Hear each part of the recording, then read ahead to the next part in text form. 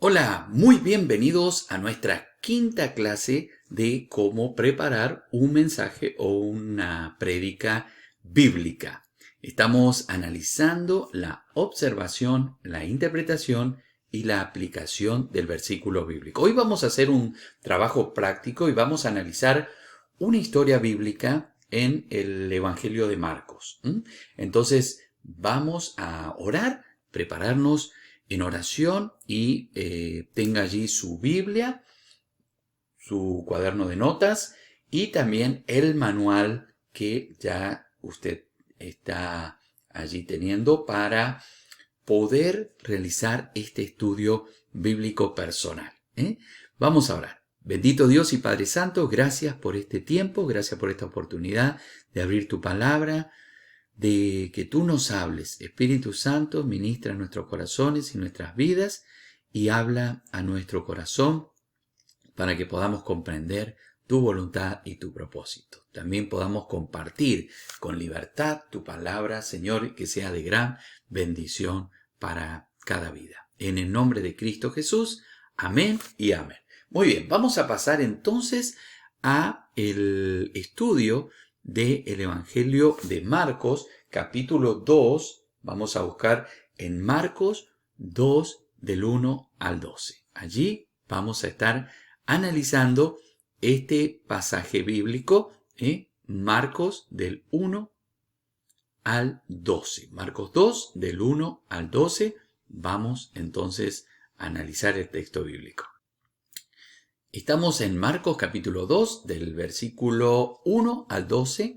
Vamos a analizar este pasaje. Dice así: Entró Jesús otra vez en Capernaum después de algunos días y se oyó que estaba en casa. E inmediatamente se juntaron muchos de manera que ya no cabía ni aún a la puerta, y les predicaba la palabra. Entonces vinieron a él unos trayendo un paralítico que era cargado por 4. Y como no podían acercarse a él a causa de la multitud, descubrieron el techo de donde estaba, y haciendo una abertura, bajaron el lecho en el que yacía al paralítico. Al ver Jesús la fe de ellos, le dijo al paralítico: Hijo, tus pecados te son perdonados. Estaba allí sentado algunos de los escribas, los cuales cavilaban en sus corazones: ¿Por qué habla éste así? Blasfemias dice. ¿Quién puede perdonar pecados sino solo Dios? Y conociendo Jesús en su espíritu que cavilaban de esta manera dentro de sí mismos, les dijo: ¿Por qué caviláis así en vuestros corazones? ¿Qué es más fácil decir al paralítico: tus pecados te son perdonados? O decirles: levántate, toma tu lecho y anda. Pues para que sepáis que el Hijo del Hombre tiene potestad en la tierra para perdonar pecados, dijo al paralítico: a ti te digo, levántate, toma tu lecho y vete a tu casa. Entonces él se levantó enseguida y tomando su lecho salió delante de todos, de manera que todos se asombraron y glorificaron a Dios, diciendo: nunca hemos visto tal cosa.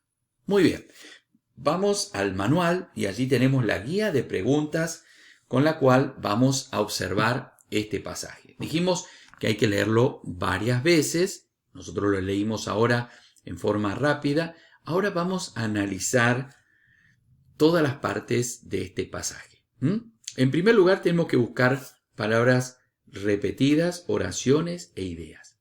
¿Qué palabras se repiten? Bueno, tenemos, por ejemplo, aquí al final, que dice: ¿por qué caviláis? La palabra cavilar. No solamente que tenemos que buscar palabras que se repiten, sino el significado. ¿Qué significa cavilar? Es una palabra que no se utiliza habitualmente ahora.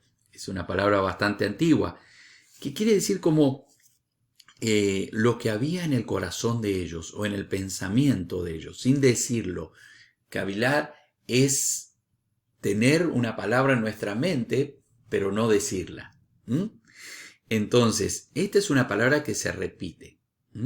Y allí, entonces, tenemos que señalar la palabra cavilar. Luego, la palabra pecados. Pecados se repite también. Tus pecados te son perdonados.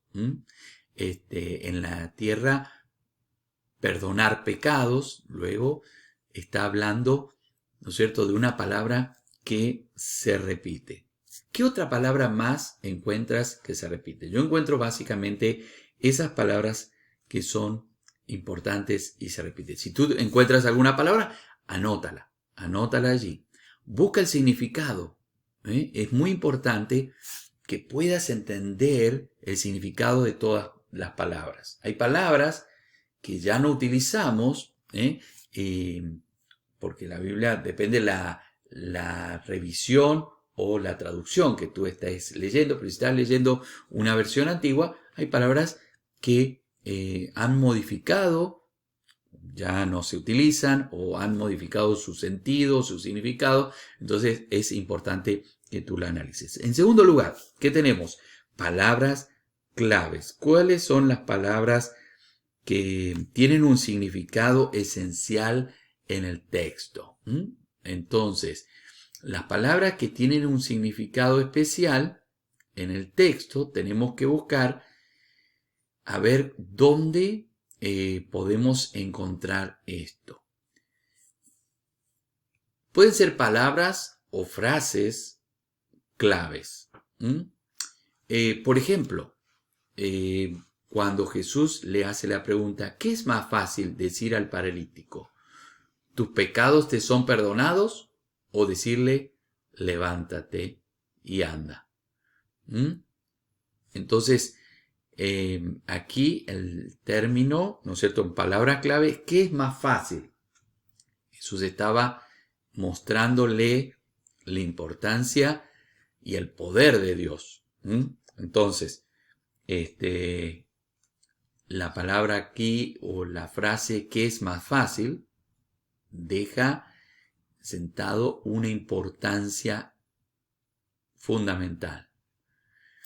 Otra, ¿quién puede perdonar pecados? Sino solo Dios. Esta es otra frase importante en este pasaje, que nos da una guía, una referencia acerca de que esto se trata de algo más que un milagro. Se trata de la divinidad de Jesús. Pero vamos a ir por parte. Vamos a ir analizando, ¿no es cierto?, parte por parte. Muy bien. Pregunta 3. ¿Cuáles son los personajes? ¿Cuáles son las personas que aparecen? Bueno, aquí tenemos a Jesús, tenemos al paralítico, tenemos los cuatro personas que trajeron al paralítico, tenemos a la multitud y tenemos a los escribas. Estos son nuestros personajes en esta historia. ¿Cuándo ocurrió esto? Bueno, no tenemos fecha, no tenemos día exacto. Si leemos el texto, dice, entró Jesús otra vez a Capernaum después de algunos días. No tenemos una referencia exacta de alguna fiesta, de algún mes, de algún día. Entonces, esto podemos decir en uno de los viajes de Jesús. No sabemos. Podemos inferir que, como estaba en Galilea, estaba Capernaum, queda dentro de Galilea, era una de las primeras etapas, porque Jesús comenzó a ministrar en Galilea. Entonces podemos inferir, podemos entender de que esta fue la primera etapa donde Jesús desarrolla su ministerio. Pero no tenemos exactamente fechas. Hay pasajes que sí nos hablan de días, de fechas, de momentos o de reyes que estaban en ese entonces. Pero si no tenemos exactamente, podemos decir que fue dentro del ministerio de Jesús el milagro que se realizó. No tenemos exactamente. Dice solamente después de algunos días. ¿Dónde? Lugar geográfico. ¿Dónde ocurre? Capernaum. Muy bien, yo tengo aquí el diccionario bíblico y dije, bueno, vamos a buscar Capernaum. ¿Qué es Capernaum? ¿Dónde queda? Dice, ciudad pequeña ubicada en la costa noroeste del mar de Galilea. Capernaum se menciona, por ejemplo, en Lucas 4:31 como una polis, o sea, una ciudad, un pueblo, por lo que debió haber sido más grande que una típica villa o ciudad, pueblo pequeño. La ciudad estaba situada en una importante ruta de comercio y fue el centro de negocios de Galilea. Aquí tenemos, y luego el diccionario nos habla un poco más acerca de detalles de Capernaum. O sea que tenemos que ubicarnos en un mapa. Busquen un mapa, pueden buscarlo en internet, Capernaum en el tiempo de Jesús, o en un libro, en un atlas, y allí va a poder ubicarse mejor del lugar donde se trata. Otro de los aspectos dice estaba en casa, o sea, no sabemos aquí exactamente si se refiere a su casa familiar, la casa de María y de José, ¿no es cierto?, sino una casa que era familiar para él. Algunos autores o escritores o comentaristas sostienen que era su casa personal, o sea, la casa de sus padres. Otros sostienen que era una casa en la cual él siempre visitaba. Pero sabemos que era un lugar en el cual él estaba, digamos, como en familia. Entonces, el lugar donde se desarrolla es en Capernaum, en una casa de familia. Punto número 6. Vamos al 6. ¿Qué contrastes? Contrastes son cosas que se oponen, generalmente. Son identificados por la conjunción pero. Y aquí vemos, ¿no es cierto?, a la multitud, ¿no es cierto? Tenemos los elementos. Tenemos a la multitud que estaba oyendo, ¿no es cierto?, las enseñanzas de Jesús, y estaban los escribas.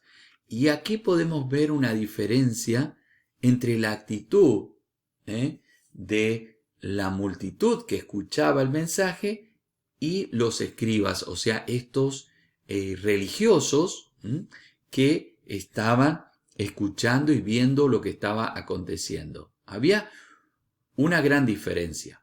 La gente estaba queriendo conocer a Jesús, ver sus milagros. Vemos a estos hombres que llevan al paralítico con el propósito de que Jesús lo sanara, pero vemos el corazón endurecido de los escribas y de los religiosos. Ahí vemos un contraste importante. Vemos el contraste entre Jesús, un maestro espiritual, y estos escribas que eran maestros intelectuales. Se da cuenta que existen contrastes. La multitud que estaba cerca de Jesús, pero el paralítico que no podía llegar a Jesús. Ahí vemos contrastes, cosas que se contraponen y que nosotros podemos ver en este texto. Comparaciones, el 7. Comparaciones. Pone cosas o personas al lado una de la otra y muestra cómo se parecen o cómo no se parecen. Entonces, en esto también encontramos comparaciones entre la actitud de la gente y la actitud de los escribas. Entre el pensamiento, ¿no es cierto?, y las cosas que no expresaban los escribas y lo que Jesús expresaba. Fíjese, ahí vemos una comparación importante, fundamental. Jesús era un maestro que no tenía temor de hablar, no tenía temor de cuestionar. Sin embargo, los escribas sí tenían ese recelo y esa falta de sinceridad de poder expresar lo que realmente ellos pensaban. Existen mandamientos, punto 8.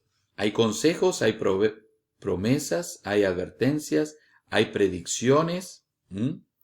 Bueno, en esta historia básicamente no vemos mandamientos o consejos o promesas o advertencias o predicciones. Entonces esto lo dejamos a un lado. Cuando no encontramos algo que aplique a esta historia o a la historia que estamos estudiando, no hay ningún problema. No tenemos que inventar, no tenemos que sacar de contexto o tratar de crear algo. No, no, sino solamente remitámonos a lo que dice en la enseñanza o la historia. Sentencias en que la promesa depende de una acción. O sea, hay una promesa que para que se cumpla la persona tiene que hacer algo. No. Entonces también lo dejamos a un costado. Conjunciones, número 10. Una conjunción es una palabra que conecta dos oraciones o ideas. Esto muestra razón, resultado o conclusión. Fíjense, esto es importante. Entonces, aquí cuando Jesús comienza a dialogar y empieza a recriminar a los religiosos, tenemos conjunciones. Cuando tenemos el aspecto, ¿quién puede perdonar pecados sino Dios? Aquí tenemos un aspecto importante y una pregunta importante. También, ¿por qué caviláis así en vuestros corazones? ¿Qué es más fácil decir? Aquí tenemos preguntas que nos hacen pensar y nos hacen observar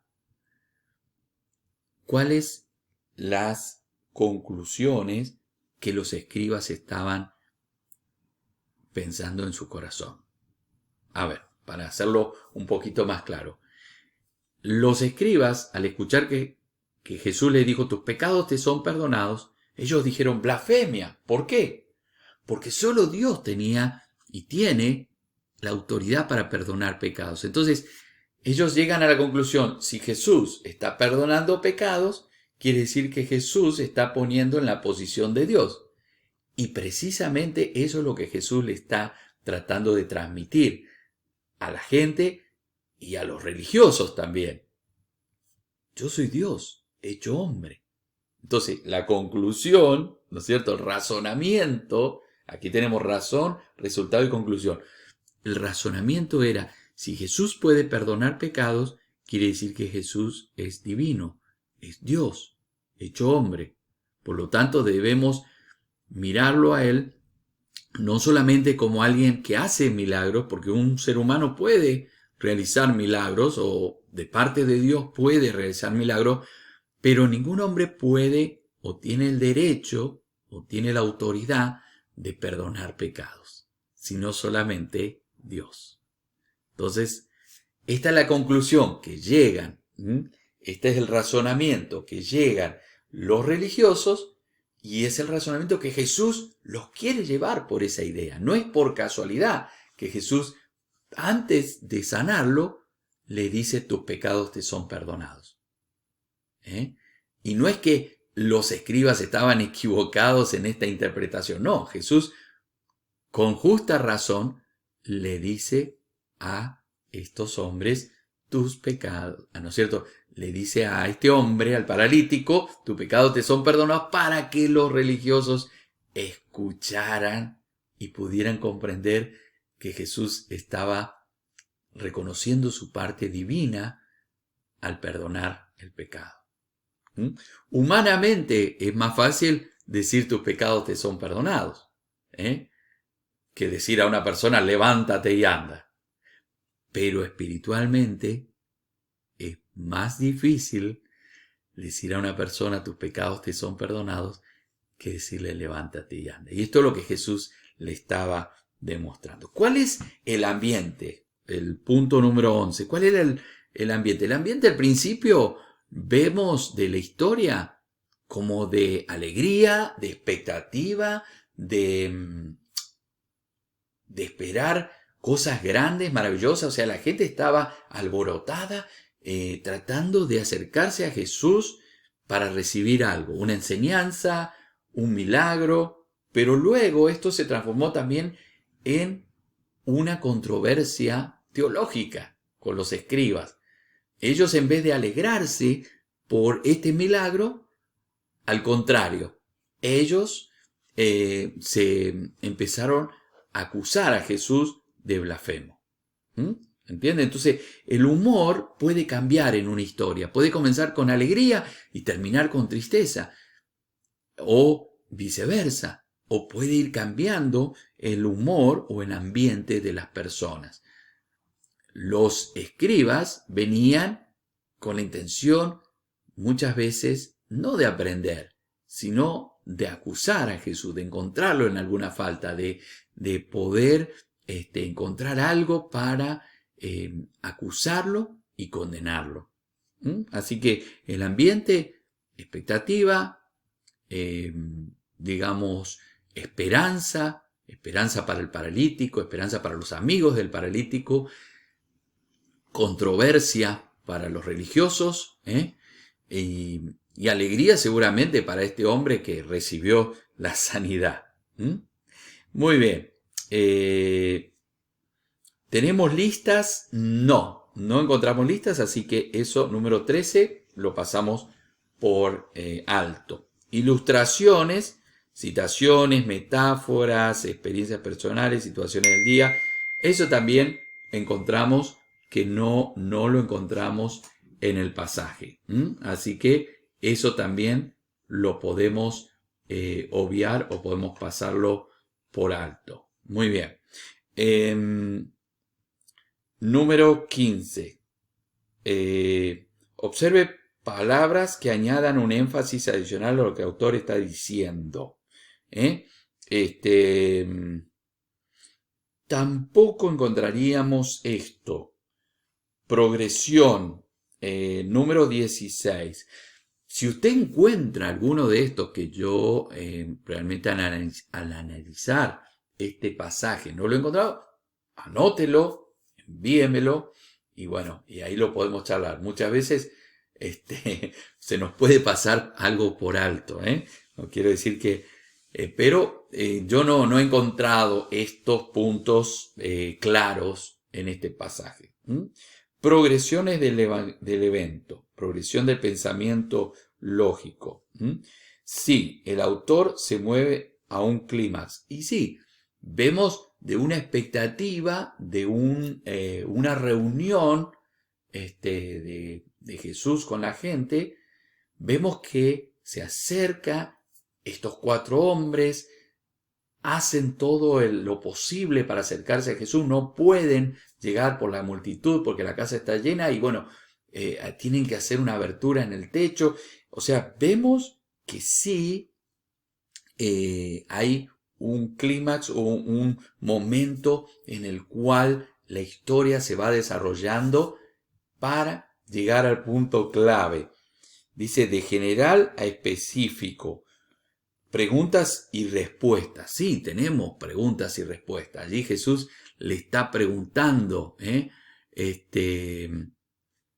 ¿quién puede perdonar pecados sino Dios? ¿No es cierto? Bueno, aquí este es el pensamiento de estos hombres, pero aquí tenemos la pregunta de Jesús. ¿Qué es más fácil decir al paralítico? ¿Tus pecados te son perdonados o levántate y anda? Estas son preguntas y respuestas, preguntas que no tuvieron respuesta.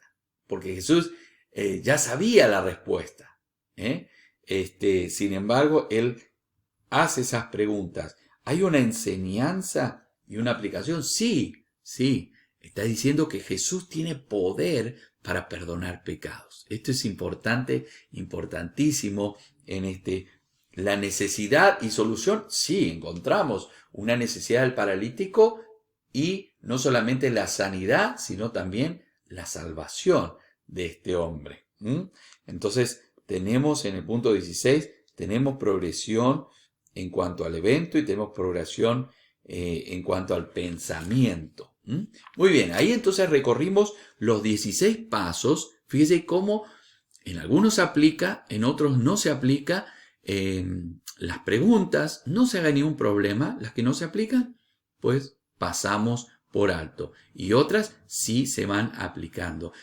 ¿Y hay otras preguntas que nosotros podemos hacernos? Sí, por supuesto.